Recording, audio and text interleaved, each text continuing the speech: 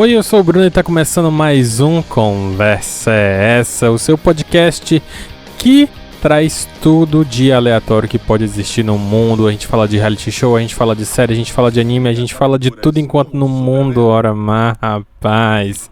Eu sou o Bruno Trajano, o seu host, e a gente vai falar hoje de Minhas Aventuras com o Superman. É uma série animada disponível pela HBO Max, que foi lançada esse ano, há pouco mais de um mês. Bom, dependendo de quando você está ouvindo esse episódio, é claro. E foi lançada essa série de apenas 10 episódios, que conta com a seguinte sinopse.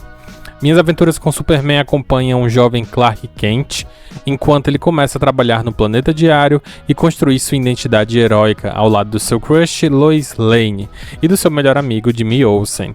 A primeira temporada da série tem 10 episódios e está disponível no HBO Max. Por favor, paga nós. Quem puder, paga nós. Mas estamos de volta com o Conversa pra gente falar dessa série que eu curti bastante. Tem um hype legal aí e tem uma coisa interessante pra gente abordar nessa nova pegada pra o Superman, o Super-Homem, o Super Rapaz, o Super Garoto, o Smallville. Não é Smallville, mas é Smallville. Então vamos lá.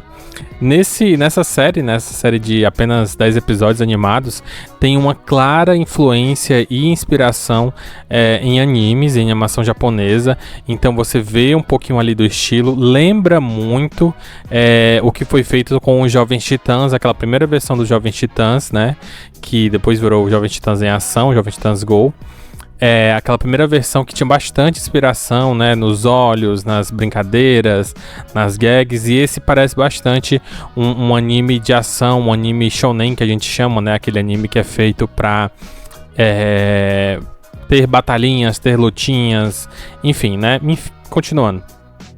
Essa animação da DC tem essa clara inspiração, a estética é muito voltada para isso, e mais do que isso, a gente também tem algumas mudanças na própria formato da história, né? Não necessariamente no formato, mas em si nos personagens. Por exemplo, a gente tem uma Lois Lane que não é uma garota branca, a gente tem o Jimmy Olsen que é o amigo negro dessa vez, ele é negro. A gente tem uma diversidade maior no cast, obviamente, né? Na aparência dos personagens. E a gente tem também uma pequena mudança na história do Super-Homem, porque apesar de eles estarem seguindo a regra clássica, né, nos primeiros episódios, de tipo, desceu na Terra, foi acolhido pelos parentes lá no Kansas, em Smallville, ele cresceu e decidiu se tornar um jornalista no Planeta Diário.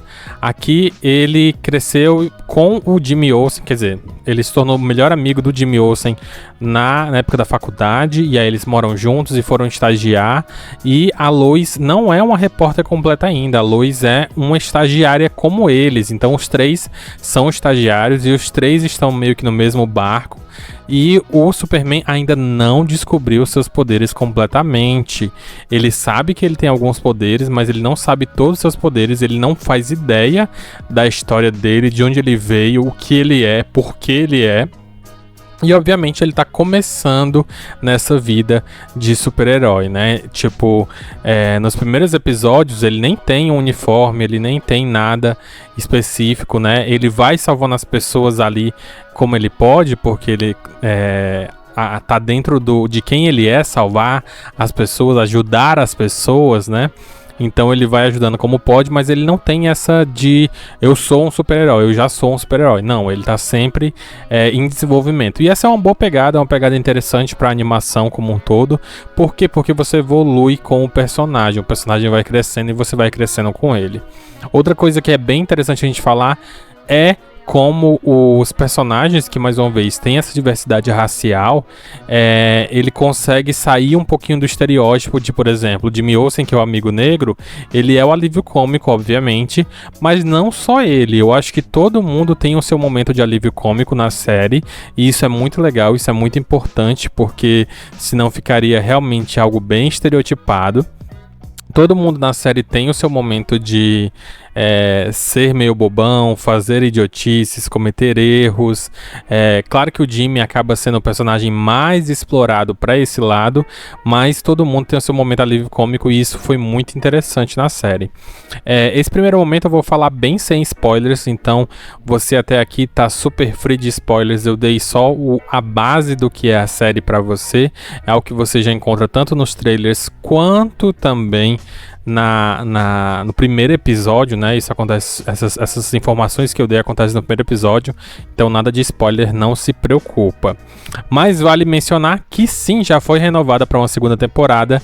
Até então, eu digo até então por quê? Porque a gente está vivendo aquela crise lá em Hollywood, tem a greve dos roteiristas, que virou a greve dos atores juntamente, então não se sabe o que vai acontecer, e a DC tem essa bagunça, essa loucura de cancelar projeto que já está até pronto. Tem um episódio que eu já falei pra vocês sobre o filme da Batgirl, que ia ser um filme direto pra streaming, que foi cancelado com o filme já pronto. Exatamente, o filme pronto, já lá feito. E é só começar a pós-produção da parte que, se não me engano, da edição. Acho que até a edição já estava pronta. E o filme foi cancelado porque mudou o presidente, mudou a galera responsável pela distribuição de obras da Warner/DC Comics, né? Enfim, vocês estão acompanhando como tá. Caso não esteja acompanhando, a DC tá uma bagunça no que remete a essa produção midiática, né? A produção de filmes e séries e animações. Mas ela sempre teve um ótimo histórico com animações. O fato é que a DC sempre possuiu ótimas animações. Entretanto, Superman foi uma animação que dificilmente estava rolando, né? Se a gente for lembrar, a gente teve uma série animada de Superman que foi meio que abrindo as portas para tudo, e todas as outras vezes que ele apareceu foi em séries que não eram necessariamente uma série animada do Super-Homem, né? Então, a gente tem o Justiça Jovem, que ele aparece, a gente tem o próprio Liga da Justiça e Liga da Justiça Sem Limites, que foi, de alguma maneira, uma continuação do universo lá das aventuras do Superman, que sim, é uma série antigona da década de 80, 90, ou é só 90, 2000, enfim, que veio também com a série animada do Batman, que é super aclamada, só que posteriormente o Batman teve várias outras séries animadas, né, já o Superman nunca teve, e dessa vez, pela primeira vez, né, a gente está tendo uma nova série animada do Superman, que já fez questão de se estabelecer num local diferente de todas as outras, mais uma vez, com a sua estética, uma estética bem diferente, bem, como é que eu vou dizer, até certa maneira provocativa, né? Porque é uma animação que obviamente faz muita referência a coisas japonesas, a animação japonesa que dominou o mundo, mas ainda é um desenho americano, ainda tem certos padrões de animação americano, né?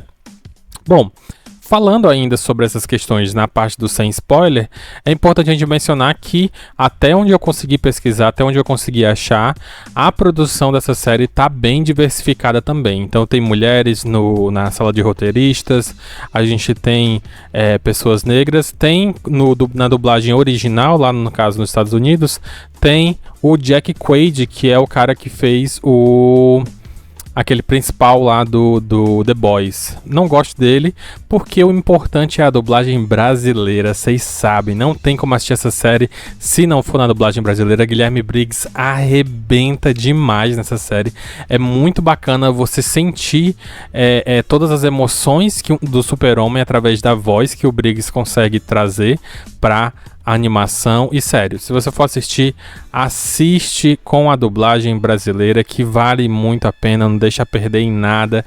Sério, é muito bom. Só tem uma crítica que eu possa fazer à dublagem brasileira, é que eu acho que lá nos penúltimos episódios, entre o episódio talvez 7 ou 8, rola um errinho de dublagem ali, que eu falo um pouquinho dele mais à frente, para não dar spoiler para ninguém. Mas que, se você prestou atenção, se você percebeu também e ficou confuso, eu quero que a gente converse sobre isso depois, tá certo? Bom, terminado esse momento de indicação, por assim dizer, né, de deixar você a par do que está acontecendo.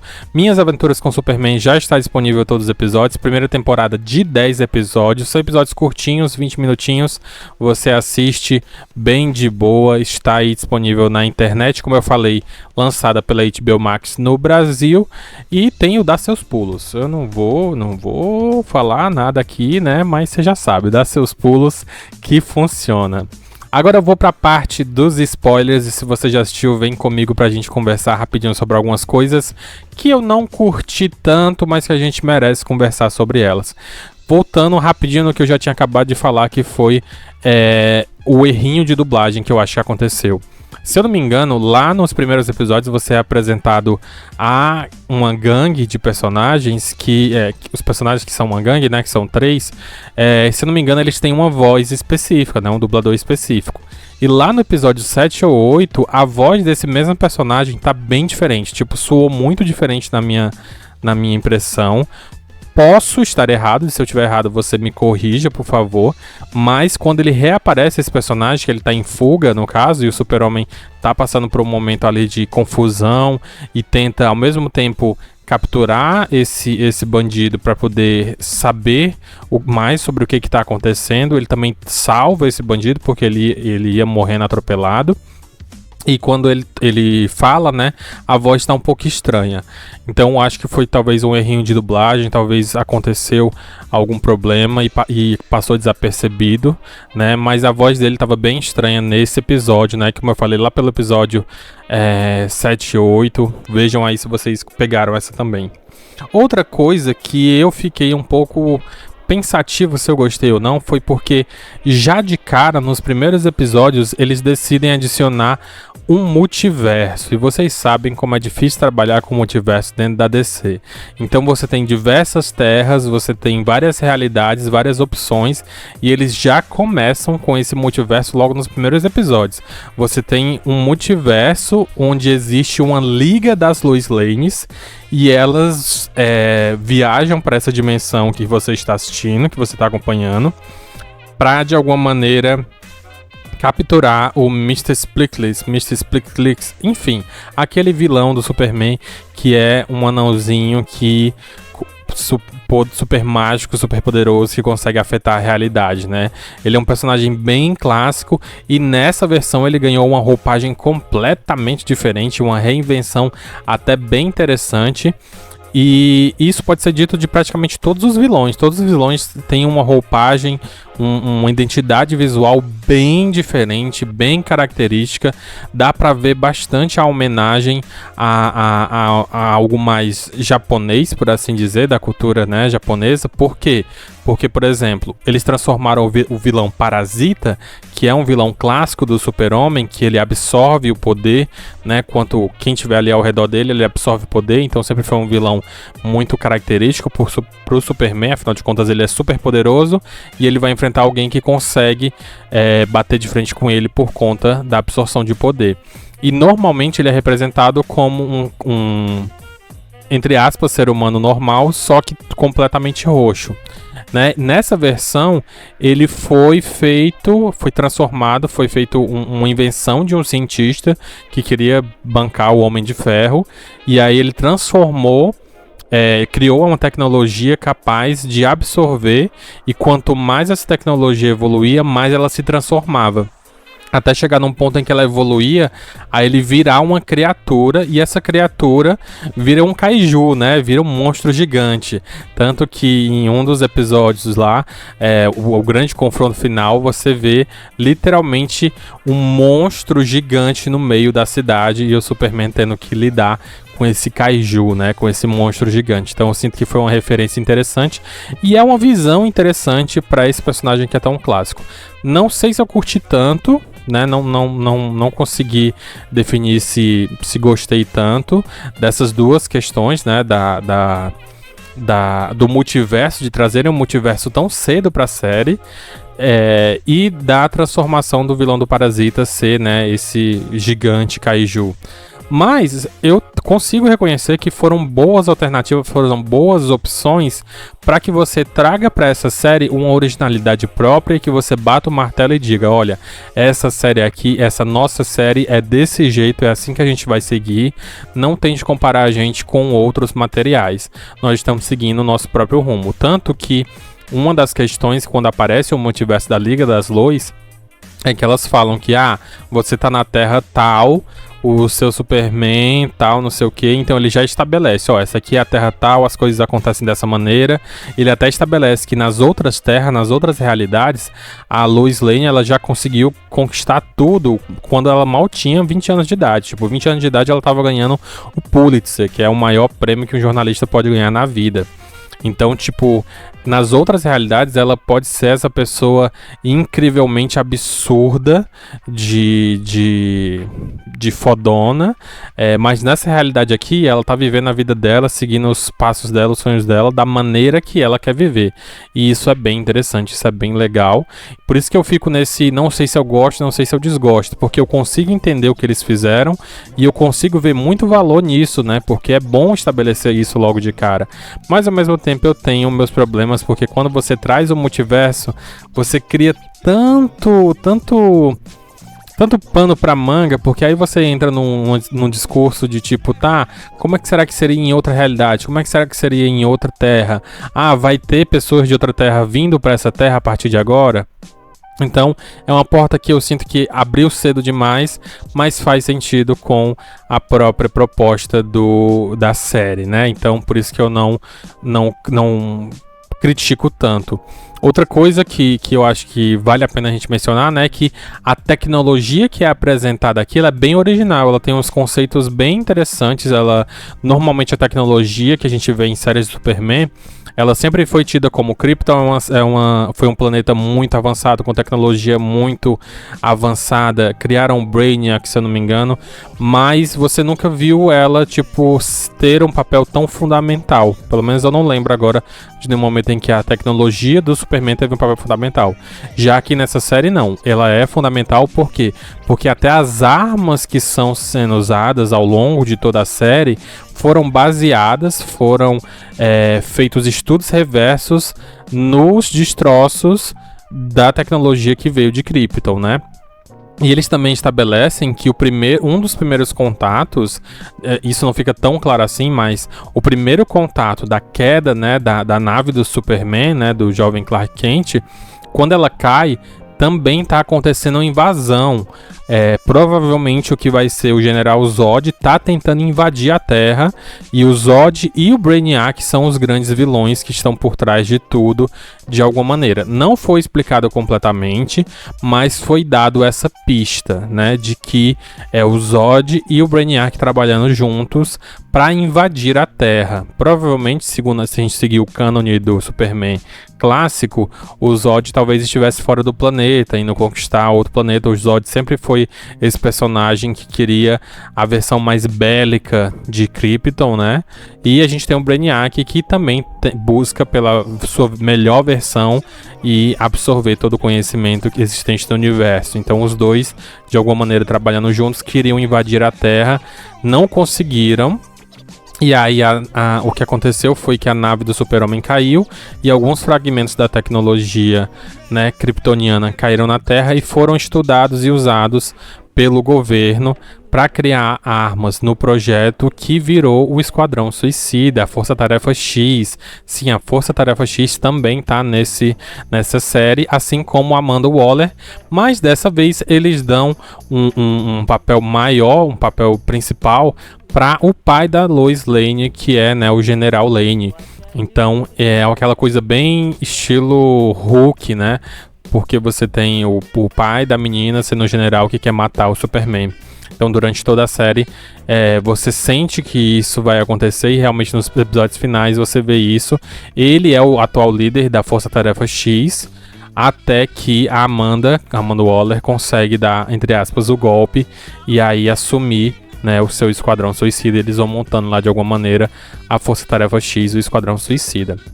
Então isso também é bem interessante. Eu fiquei bem animado com essa proposta, com essa visão, porque como eu já mencionei, um super-homem que ainda está descobrindo os poderes. Então ele ainda não é o ser super poderoso, absurdamente poderoso e invencível.